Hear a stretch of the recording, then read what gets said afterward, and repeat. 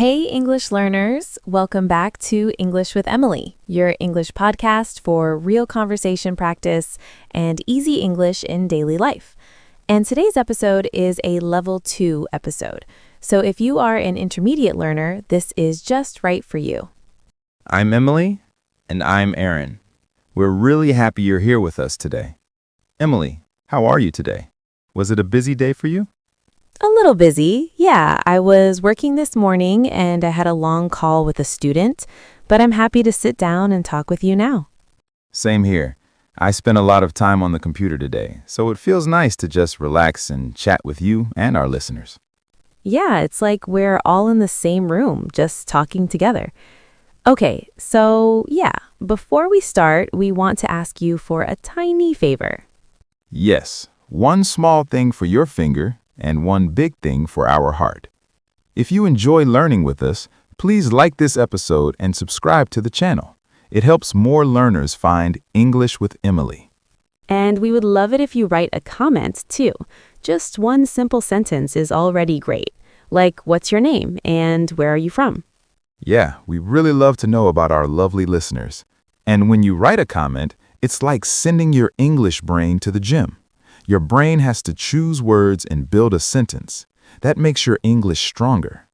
So even if you are shy, it's okay. One short sentence is already good exercise. All right, let's talk about today's topic. Today, we are going to help you with something important and sometimes scary: how to talk about yourself in English. Many learners tell us, I can answer questions like, where are you from? Or what do you do? But when someone says, so tell me about yourself, their brain freezes. Yes, suddenly the mind is empty or too full.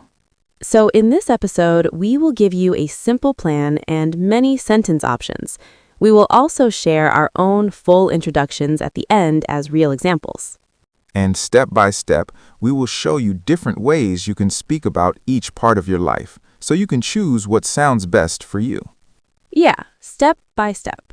But before we build it, we should understand why this skill matters. Right. First, why is this skill important? It is really important because you use it in many situations. When you meet a new classmate, a new coworker, your teacher, a neighbor, or an online friend, they often say, tell me about yourself. And not only in daily life, also in job interviews, language classes, travel, or events like language exchanges, right? And I remember one language exchange I joined. We sat in a big circle. The leader said, okay, everyone will introduce themselves in English. Name, country, job, hobbies. I can feel the pressure already. Everyone is listening, waiting for you. Yes, my turn was coming like a slow train. In my head, I was repeating, my name is Aaron, I'm from England, And then the brain did something different, right? Completely. When everybody looked at me, my mind went blank. I said, my name is Aaron, I like food. Food is always safe. At least nobody can argue with that. True.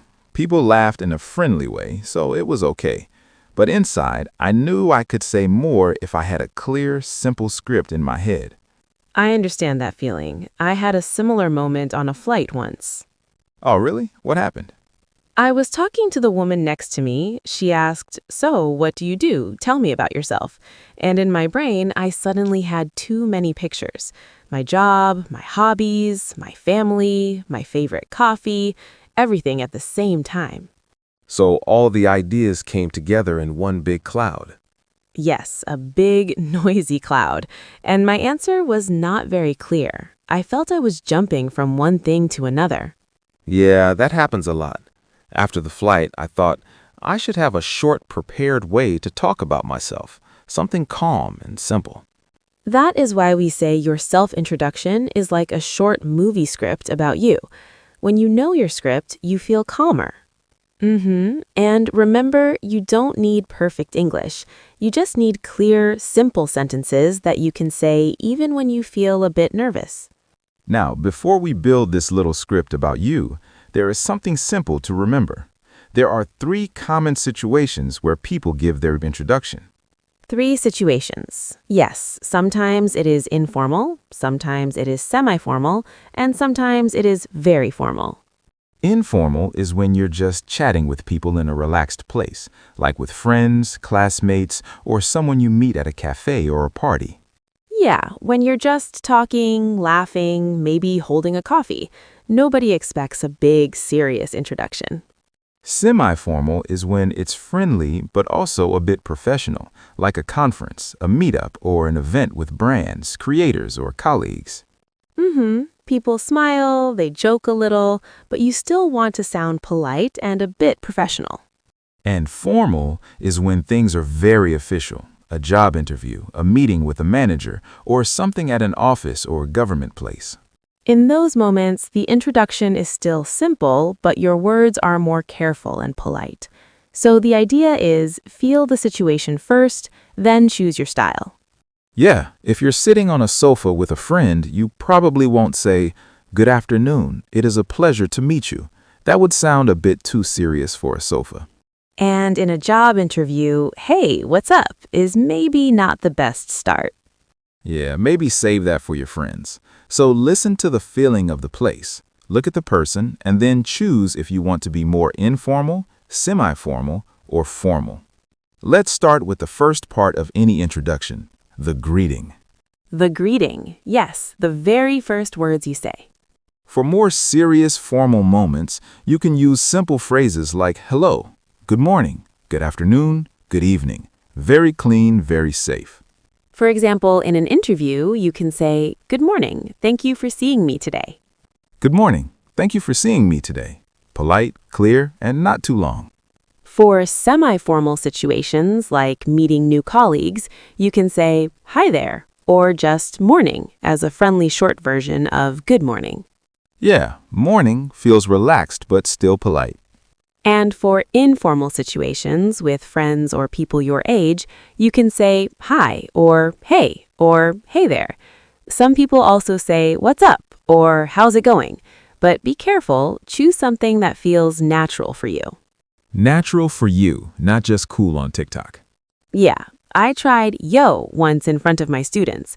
They looked at me like, "Aaron, are you okay?" So maybe don't surprise your listeners too much. Better idea, pick one greeting you really like and practice it. For example, hi, nice to meet you. Simple, friendly, easy to remember. Or "hello, good morning." Simple and friendly. And when you say it with a real smile, it already feels like a good introduction. After your greeting, the next step is your name. You can keep it very simple. I'm Aaron, or my name is Emily. You can also say, "Nice to meet you, I'm Aaron," or "Hello, it is a pleasure to meet you, my name is Emily." Emily, how do you usually introduce yourself? I often say, "Hi, I'm Emily, nice to meet you." Short and easy. I usually say, "Hey, I'm Aaron," in an informal place. In a formal place, I say, "Hello, my name is Aaron Smith. Nice to meet you." So our first mini script is, "Hi, I'm Emily," or "Hello, my name is Emily, nice to meet you." And of course, you don't have to be Emily. Yes, please don't all be Emily. Just change Emily to your own name, and you already have a good start to an introduction. Now let's add another part, where you're from and where you live. Where you're from and where you live. Your little life map. You can start very simply. "I'm from Brazil," or "I'm from Turkey," or "I'm from Vietnam." If you want to add the city, you can say, "I'm from Sao Paulo in Brazil," or "I'm from Delhi in India." You can also say, "I'm from Cairo in Egypt," or "I'm from Osaka in Japan." Cairo in Egypt, Osaka in Japan. Same pattern, city plus country. And sometimes your birthplace and your current place are different. Then you can make a slightly longer sentence. For example, I was born in a small town in England, but I now live in Madrid. Or, I'm originally from Poland, but I live in Berlin now. You can also talk about time. "I have been living in Madrid for 3 years," or "I have been living in Berlin since 2020. If that feels a bit heavy, don't worry. You can keep it very light and easy. For example, I'm from Poland. I live in Berlin. Or, I'm from Egypt. I live in Cairo. The important thing is that the other person can see a small map in their head, where you come from and where you are now. Not a perfect GPS, just a friendly map of your life. So after your name and where you're from, people often ask what you do.